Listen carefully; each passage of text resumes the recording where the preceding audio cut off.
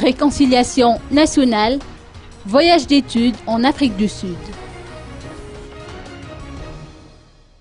Les membres de la 10e promotion du Youth Leadership Training Programme, ou YLTP, effectueront un voyage en Afrique du Sud la semaine du 23 novembre prochain pour participer à une session de formation sur la problématique de la réconciliation nationale.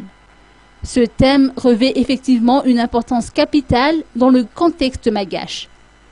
Dans le cadre de la préparation de ce voyage d'études, les 25 participants ont rencontré son Excellence M. Gert Grobler, ambassadeur d'Afrique du Sud, à l'hôtel du Louvre d'Antananarivo. L'ambassade sud-africaine et le gouvernement sud-africain est très heureux de cette visite, de cette 10e sortie de Frederick Ebert Stiftung.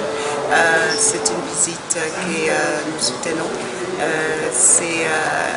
Ces jeunes leaders qui partent aujourd'hui, qui vont partir, vont par la suite revenir en étant des ambassadeurs de l'Afrique du Sud.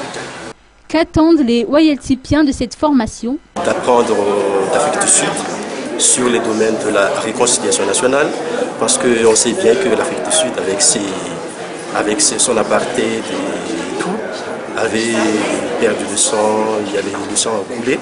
Et pour cela, on veut apprendre de cette tradition sud-africaine en matière de pardon et de réconciliation pour Madagascar. Marcus Schneider, représentant régional de la Friedrich Ebert Stiftung pour l'Afrique australe, explique le choix de l'Afrique du Sud pour ce voyage d'études.